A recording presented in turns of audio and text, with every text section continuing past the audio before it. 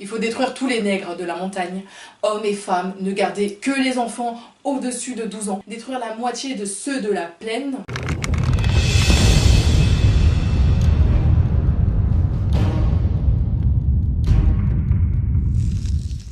Moi, ce drapeau, il est sur ma tête parce qu'il mérite d'exister. Je suis fière de tous ces noirs qui se sont battus. Je suis désolée, pour moi, il faut se battre pour l'indépendance. On a fait du mieux qu'on a pu. Et si vous êtes encore là aujourd'hui, si vous êtes encore né aujourd'hui, si vous avez encore des ancêtres noirs, si vos parents sont encore noirs, c'est que vous êtes battus. En fait, dans le monde, il y a plein de drapeaux, mais les drapeaux, ils servent à rien. C'est juste histoire d'avoir un drapeau.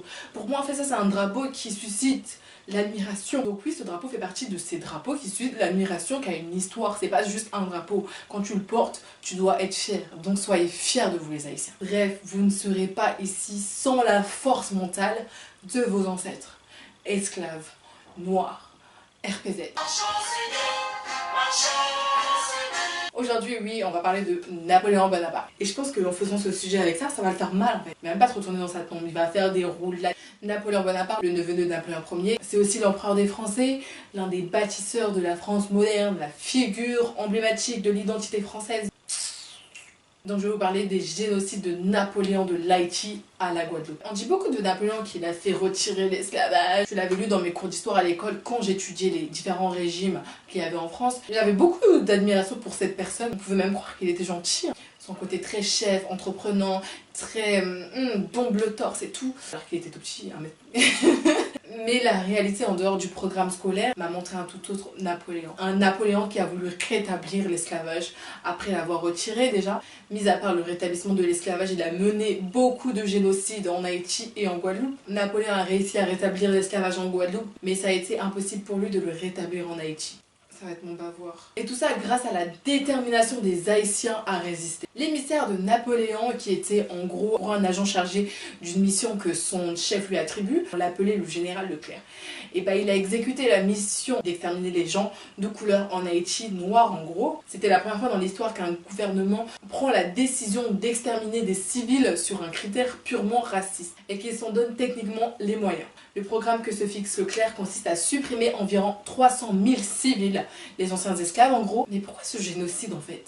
Leclerc en fait était persuadé que la solution n'est pas de rétablir l'esclavage, mais d'exterminer les 3/5 des anciens esclaves et de remplacer la population exterminée par de nouveaux esclaves importés d'Afrique. En gros, pour récupérer des personnes totalement nouvelles, pour les remettre dans la condition mentale, intellectuelle d'esclaves, il fallait en prendre des nouveaux. En Haïti, en 1802, Napoléon commença par interdire les mariages interraciaux et ordonner à toute femme blanche en relation avec un homme noir soit renvoyée en France. Et c'est là qu'il commença à massacrer de milliers de noirs d'Haïti pour les remplacer par de nouveaux esclaves d'Afrique. Les troupes françaises reçurent l'ordre de tuer tout noir au-dessus de 12 ans. Des enfants de moins de 12 ans furent tués, poignardés à mort et ensuite mis dans des sacs et jetés à la mer. Les prisonniers furent torturés et ont monté leur tête sur les palissades ou sur des points à côté des routes. Les Français utilisaient même des chiens qui dévoraient des prisonniers noirs. Les civils furent également violés et massacrés. Toujours sur les ordres de Napoléon, du sulfure était extrait des volcans haïtiens et brûlé pour produire du dioxyde de sulfure dont on allait se servir pour gazer les noirs dans les cales des navires. On peut compter environ 100 000 noirs tués de cette façon. Un historien de l'époque disait, je cite, « Nous varions les méthodes d'exécution, parfois nous décapitons, parfois un poids et une chaîne étaient mis au pied pour permettre la noyade, parfois ils gazaient dans le bateau avec du sulfure. Quand la couverture de la mue était utilisée pour cacher ces actes outrageux, ceux marchant près des quais pouvaient entendre le bruit monotone des cadavres jetés dans la mer. En gros, pendant la nuit, pour être plus discret on va dire, ils jetaient les cadavres, je peux pas être plus clair.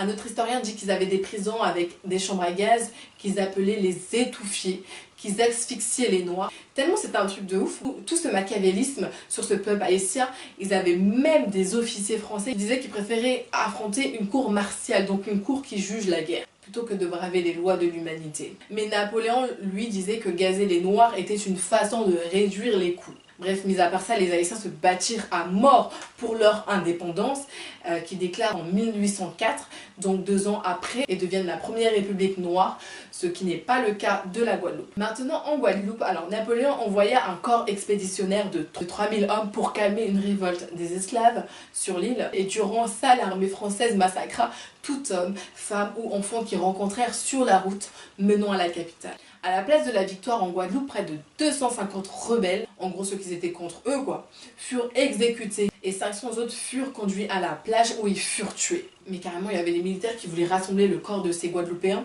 tués pour intimider les habitants, mais ils ont renoncé à cause des risques d'épidémie. Mais ils ont quand même pensé à le faire. Lacrosse, gouverneur de la Guadeloupe, disait que, je cite, « Alors être pendu n'est pas assez pour les crimes qu'ils ont commis. Il est nécessaire de les découper vivants et de les laisser périr attachés aux roues. » Donc les prisonniers étaient attachés aux roues de charrettes et leurs membres étaient brisés à coups de gourdin. Il poursuit en disant que les prisons sont pleines, il est donc nécessaire de les vider aussi vite que possible. Après 4 mois écoulés, les Français perdirent patience avec les Noirs et commençaient à mettre en place l'exécution des Noirs avec des cheveux courts. Car pour eux c'était un signe de rébellion. Donc en gros tout homme qui se rasait le crâne, en gros pour eux c'était un signe de rébellion. Donc concernant l'exécution de ces soi-disant rebelles qui se rasent les crânes parce qu'ils ont envie de se raser le crâne parce qu'il fait chaud, ouais il fait chaud. Donc il fallait que l'exécution soit la plus terrifiante possible pour décourager d'autres à se recouper les cheveux. Les esclaves ont donc arrêté cette révolte en Guadeloupe et l'esclavage est rétabli en Guadeloupe, malheureusement, à l'instar de l'Aïchi. Merci à tous d'avoir regardé ma vidéo, c'était Devi Miaz et on se retrouve pour un prochain vidéo.